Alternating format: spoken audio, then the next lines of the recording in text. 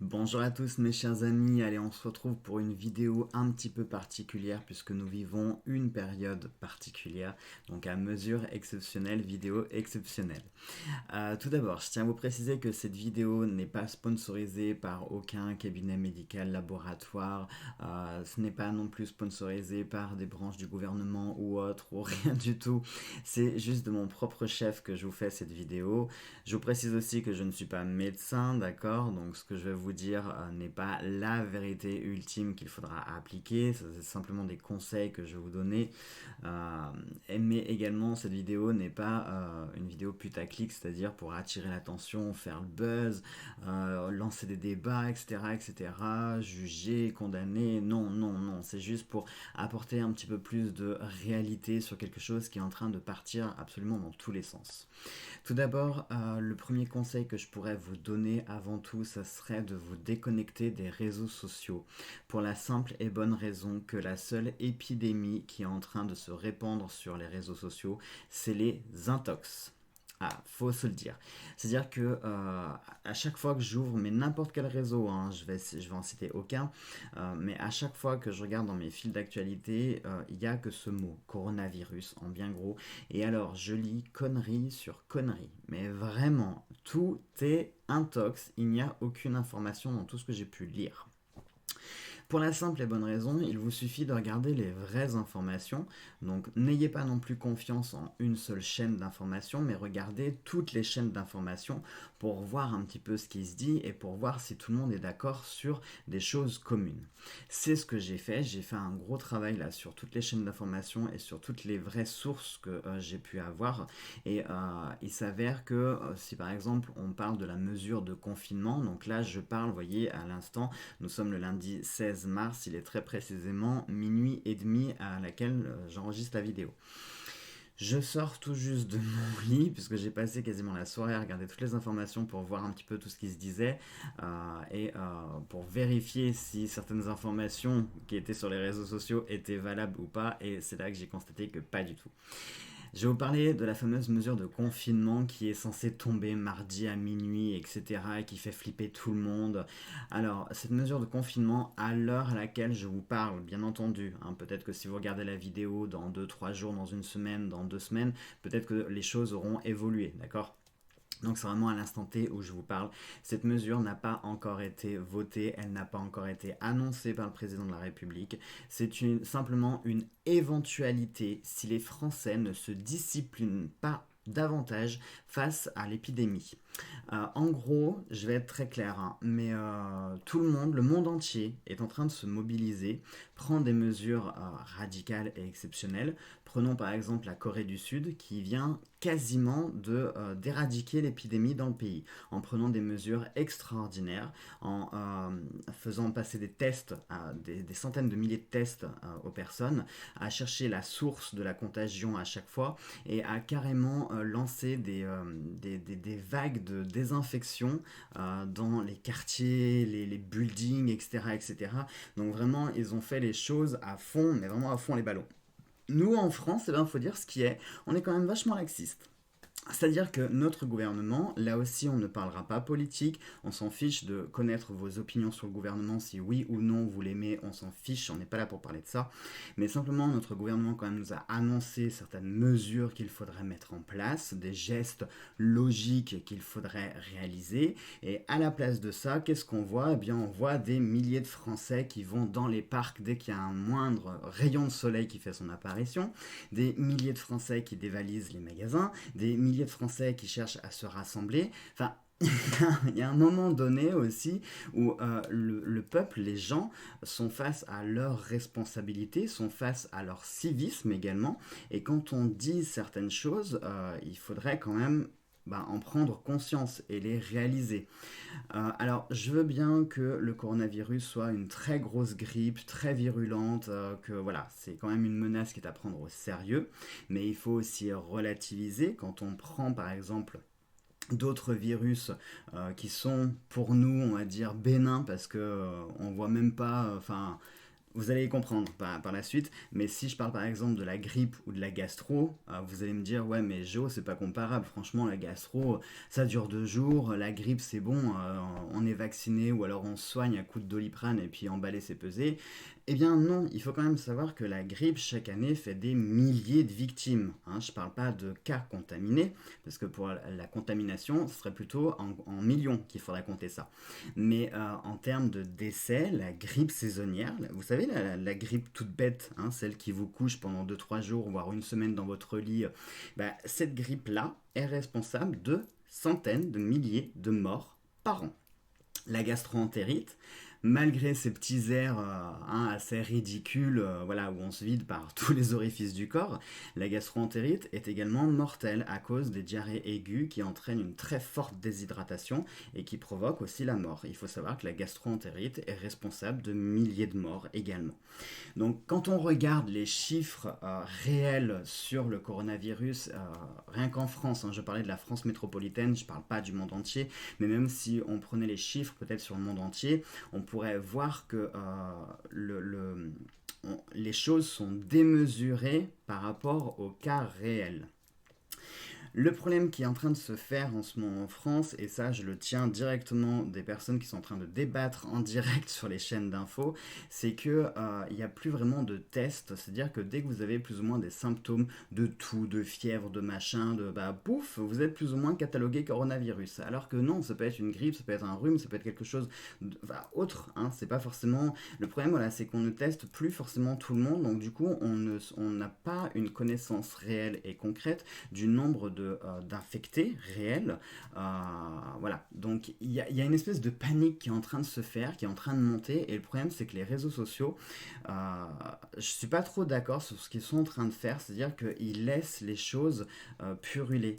C'est-à-dire que voilà, il y a beaucoup d'intox qui sont en train de circuler, qui sont en train de faire peur à tout le monde, mais vraiment à tout le monde. Et le problème qui risque de se jouer, c'est qu'il va y avoir une parano et une espèce d'hystérie qui va s'abattre sur tout le monde, qui va peut-être donner des choses bien plus graves. Je vais prendre un exemple concret.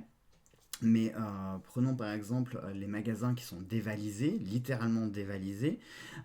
Eh bien, qui nous dit que on va pas voir des actes de guerre civile dans le sens où on va bien dévaliser les magasins et puis les personnes qui arriveront après quand il n'y aura plus rien, eh bien peut-être que certaines vont se bagarrer pour récupérer les provisions que certains auront achetées en outrance, hein, parce que tout le monde voudra sa part de survie.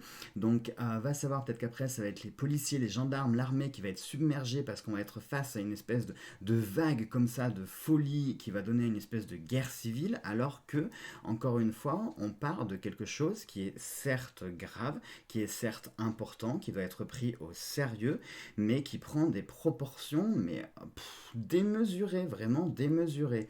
Donc il y a un moment aussi, il faut savoir être face à ses responsabilités et son civisme, c'est ce que je vous ai dit. Donc qu'est-ce que vous pouvez faire déjà dans un premier temps? Dans un premier temps, c'est déjà de relativiser un petit peu, parce que même moi quand même, je commence un peu à avoir peur. C'est-à-dire que si vous regardez que les réseaux sociaux, que vous écoutez tout et tout le monde, honnêtement, vous avez qu'une seule option, c'est de vous faire une corde, vous la passez autour d'une poutre et vous en finissez tout de suite. Parce que clairement, quand vous regardez toutes les informations, on a l'impression qu'on court mais droit à une catastrophe sans précédent, la fin du monde, l'apocalypse, tout ce qu'on veut. Donc là aussi, il faudrait un petit peu relativiser et redescendre sur Terre. Hein. Et puis, il y a des choses, j'ai envie de dire, logiques et basiques que vous pouvez faire, à savoir déjà l'hygiène. L'hygiène, il n'y a même pas besoin de le dire normalement. Je veux dire, le fait de se laver les mains régulièrement, ça devrait être acquis, il n'y a pas à le dire. Le fait d'avoir par exemple une petite fiole de liquide hydroalcoolique quand vous êtes à l'extérieur, que vous ne pouvez pas vous laver les mains, là aussi ça paraît logique. Enfin, quand vous touchez les barres de métro ou n'importe quoi, vous n'imaginez même pas les millions de bactéries que vous avez sur les mains. Et à ce moment-là, vous allez moucher le nez de votre petit qui est à côté de vous, donc vous allez transmettre les microbes comme ça. Vous allez vous toucher le visage, etc. Donc vous allez vous transmettre... Enfin, vous voyez ce que je veux dire? Donc déjà, il y a des règles de base qui ne devraient même pas à être citées, des choses qui devraient être innées, qui devraient être acquises. Donc le fait de se laver les mains et d'avoir une petite solution hydroalcoolique sur soi quand on est à l'extérieur, c'est la base. Déjà, c'est la base, ça se discute même pas.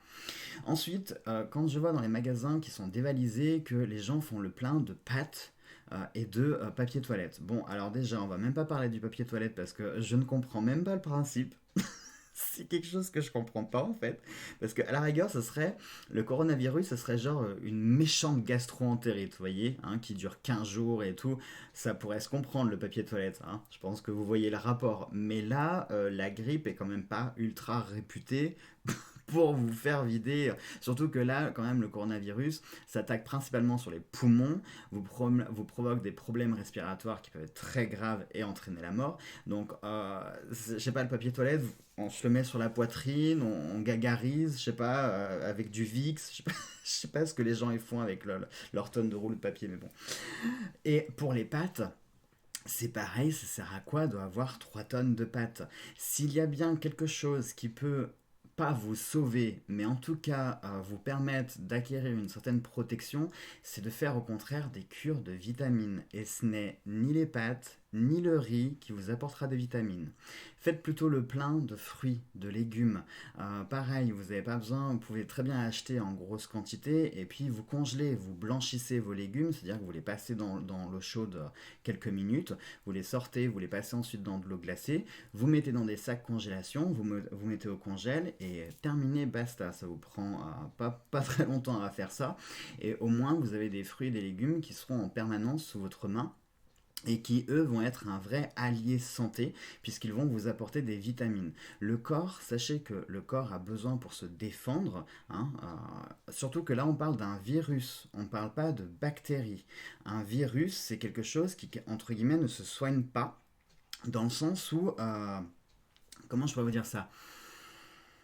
Je vais vous prendre l'exemple des antibiotiques pour que vous compreniez mieux. Dans la grippe, vous avez la grippe virale et la grippe bactérienne. La grippe virale, concrètement, elle ne se soigne pas à part apporter des choses pour votre corps, type paracétamol, etc. Des choses pour vous soulager des maux de la grippe. Mais sinon, c'est votre corps qui fait tout le boulot pour soigner.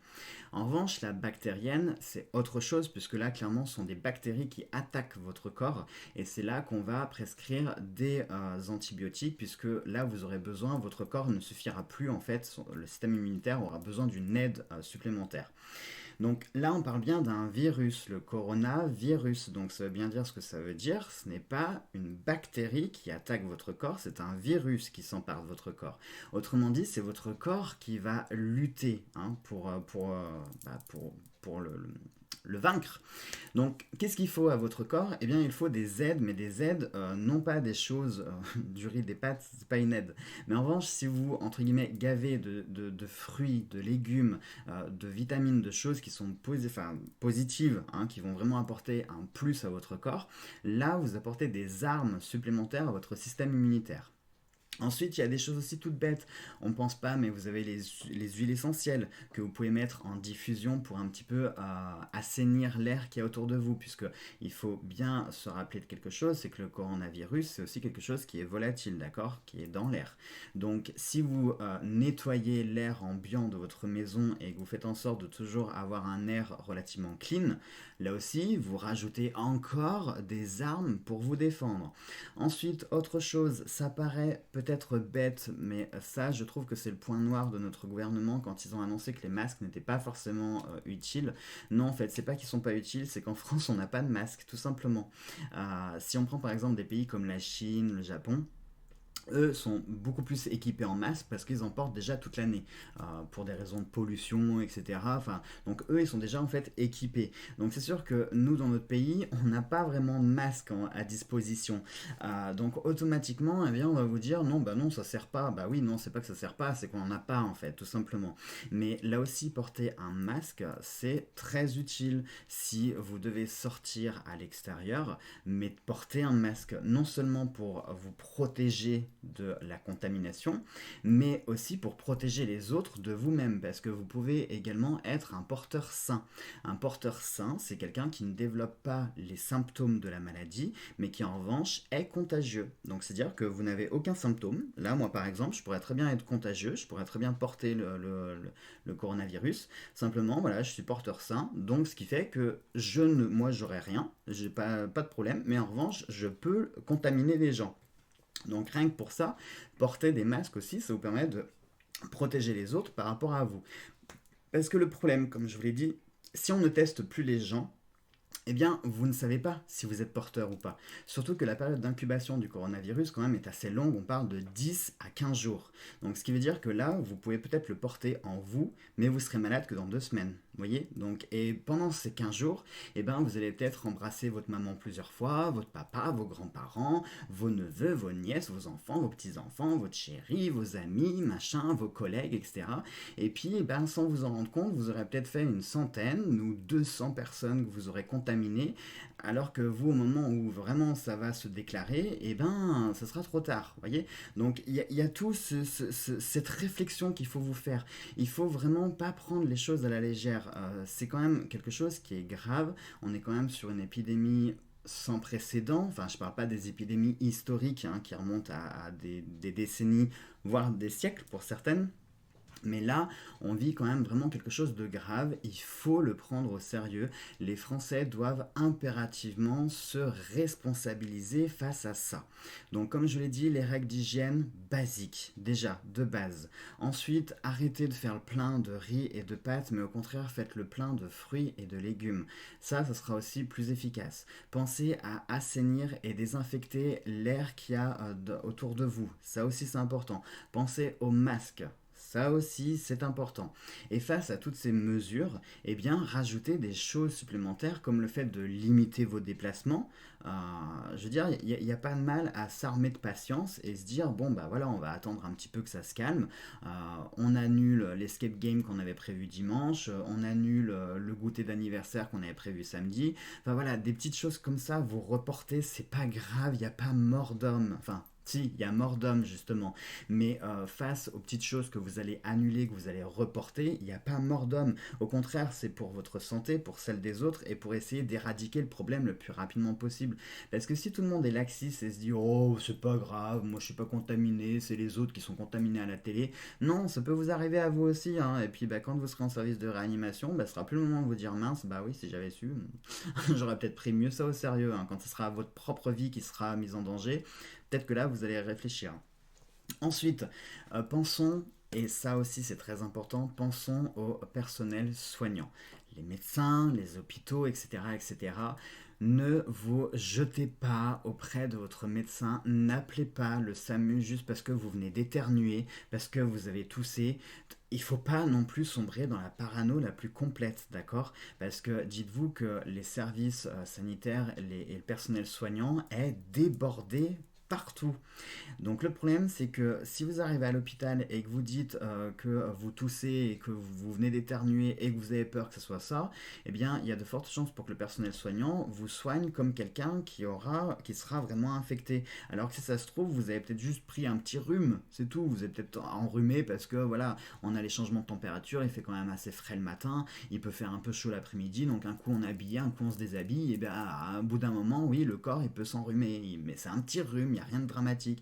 Donc tout ça aussi c'est important. Il faut vraiment que vous sollicitiez les services d'urgence quand vous sentez vraiment que y a un truc qui cloche. Hein. Quand vous venez de prendre votre température, vous avez de la fièvre, vous sentez vraiment que vous avez une oppression dans la poitrine, que vous n'arrivez pas à respirer, que là oui, quand vous avez des symptômes quand même assez sévères ou assez sérieux, je dis bien entre guillemets, hein, là oui, faites le nécessaire, mais ne saturez pas les lignes, ne saturez pas les réseaux juste parce que, parce que vous avez un petit chat dans la gorge.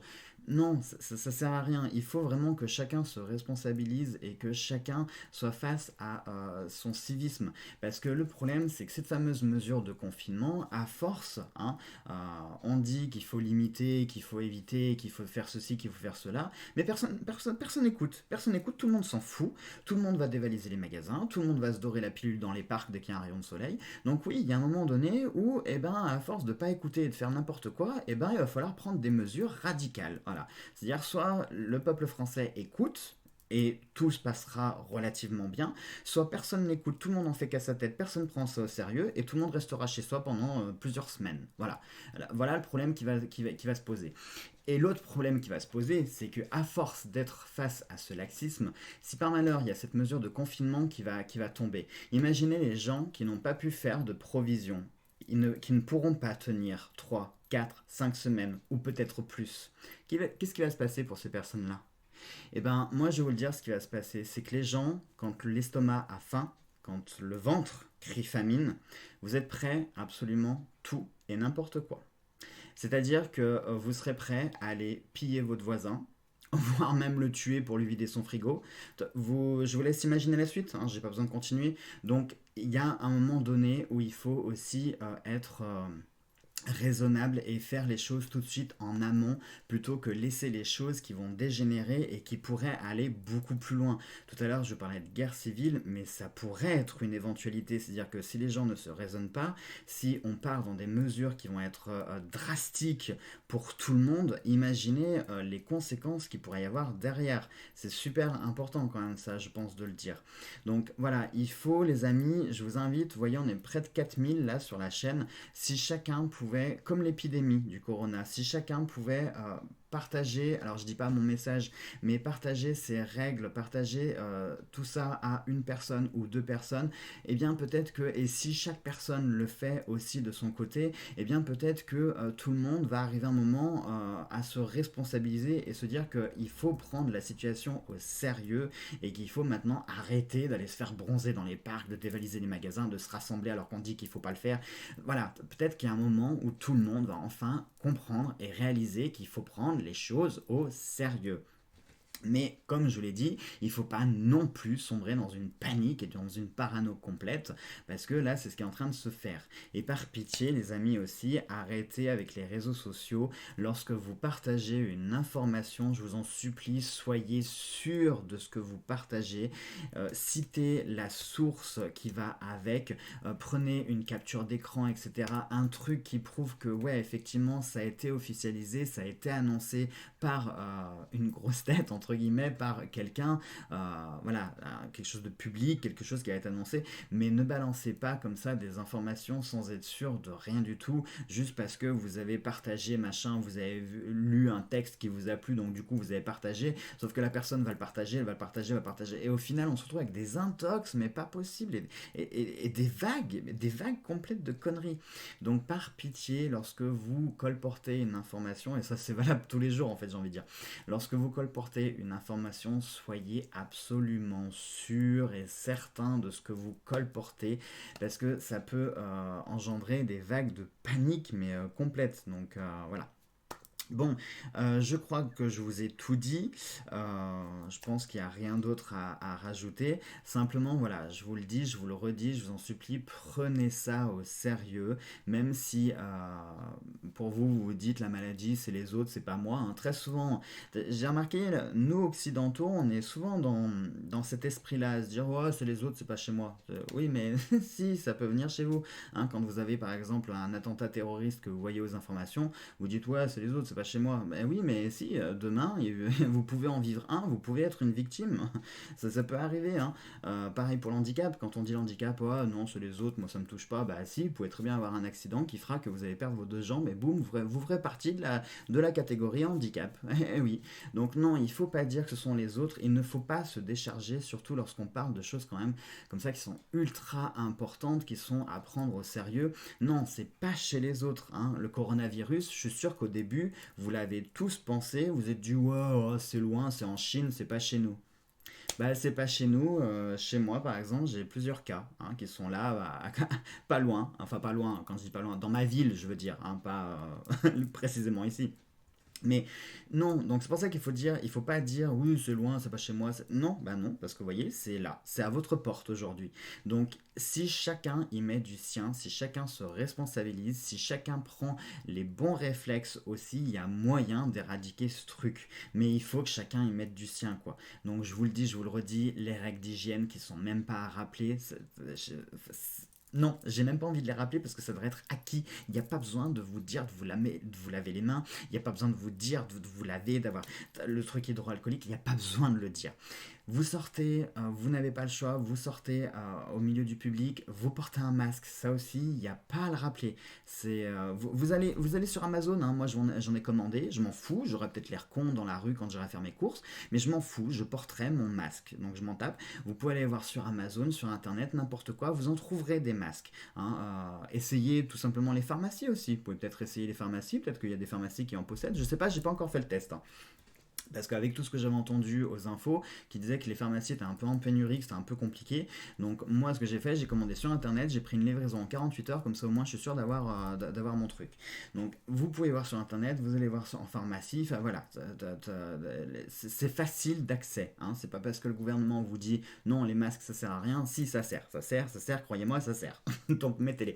Alors attention, ça vous protégera pas à 100%, on est bien d'accord. Mais déjà, ça limitera certains risques. Hein. Et puis, comme je vous l'ai dit, si tout le monde fait comme ça, et ben voilà.